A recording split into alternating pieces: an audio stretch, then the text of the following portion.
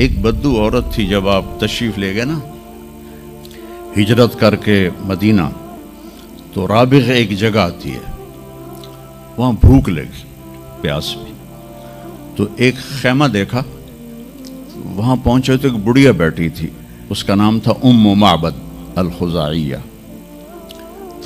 تو آپ نے سوال کیا، ماں جی ہم مسافر ہیں، کوئی کھانے کو ملے گا؟ تو نے کہا بیٹا قحط کا زمانہ ہے، کچھ بھی نہیں ہے۔ ایک بکری بیمار اور کمزور اور بن بیاہی کھڑی ہوئی تھی، تو آپ نے کہا اس بکری سے دودھ نکال لوں؟ تو اس نے ایسے بڑی حیرت سے دیکھا کہ یہ عرب ہو کے ایسی بات کر رہا ہے کہ اس بکری سے دودھ نکال لوں؟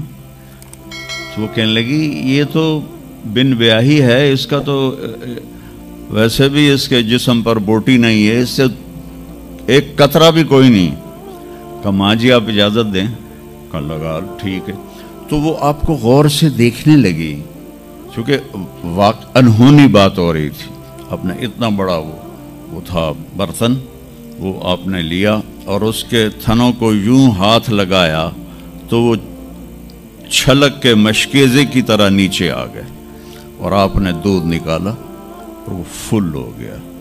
آپ نے حضرت ابوبکر کو پلایا، عامر بن فہیرہ کو پلایا، عبداللہ بن اریقت جو آپ کے راہبر تھے، آخر میں آپ نے خود پیا، پھر دوبارہ نیچے بیٹھے اس کے، اور پھر نکال کے پورا وہ جگ بھر کے رکھ کے دے آئے۔ بکری کی عمر ہوتی ہے 7 سال، 7 سال تک یا ذبح ہو جائے یا وہ از خود مر جائے گی۔ بہت کم ہوتا ہے کہ کوئی بکری 7 سے 8 سال ہو جائے۔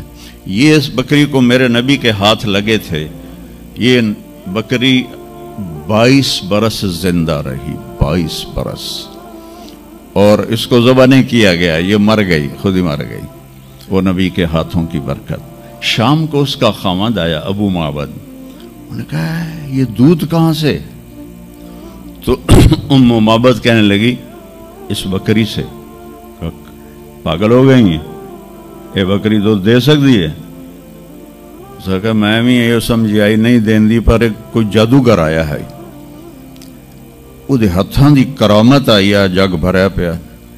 کہنے لگا ان عتیلی، مجھے اس کی صورت بتا، وہ کیسا تھا؟ مجھے لگتا ہے یہ وہ قریشی ہے جس کی خبر مشہور ہو گئی ہے کہ وہ مکہ چھوڑ کے مدینے جا رہا ہے۔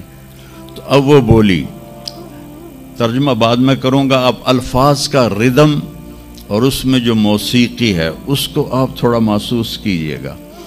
رأیت رجلا ظاہر الوداء ابلج الوجه حسن الخلق لم تعبه ثجلہ لم تزری به سعلہ وسیم قسیم فی عینیہ دعج فی اشفارہ وطف فی صوتہ سحل فی لحیتہ کثافہ فی عنقہ سطع اذا تکلم علاہ البہا واذا سکت علاہ الوقار من انفسکم۔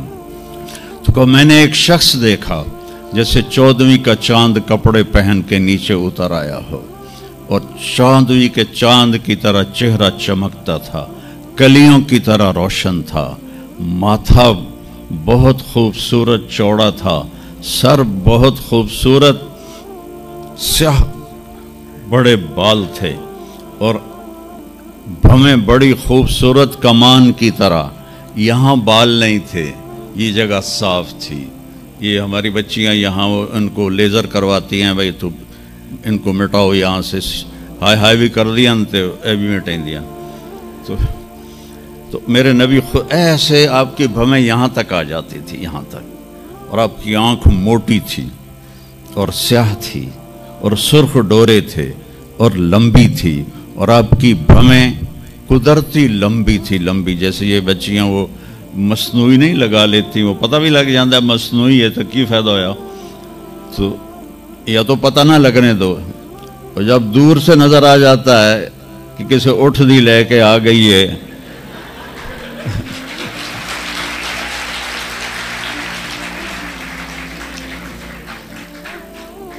اونٹ کی بھمیں بڑی موٹی ہوتی ہیں اور ڈبل ہوتی ہیں، ڈبل، تو اس لیے میں نے کہا جو میں کیسے اٹھ دی لے کے آ گیا.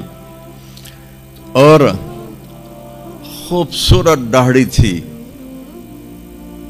لمبی گردن سراہی دار تھی.